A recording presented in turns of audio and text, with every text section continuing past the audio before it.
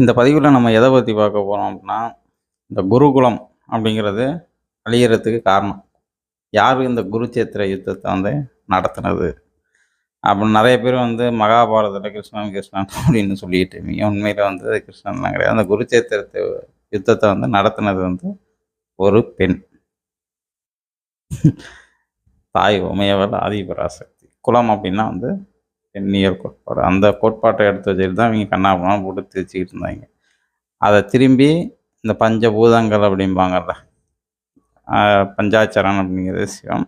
அதேமாரி பஞ்சபூதங்களையும் ஆளக்கூடியவள், படைச்சி ஆளக்கூடியவள் அப்படின்னு சொல்லிட்டு சொல்லுவாங்க. அவளால் நடத்தப்படுறது தான் அந்த குருச்சேத்திர யுத்தம். கிருஷ்ண மாயை நமக, சூர சம்வர்த்தினி கிருஷ்ண மாயை நமக. அப்புறம் அதை எல்லாத்தையும் முடிச்சுட்டு ஒன்றே குலம் ஒருவனே தெய்வம். குலம்னா பெண் அப்படின்னு சொல்லிட்டு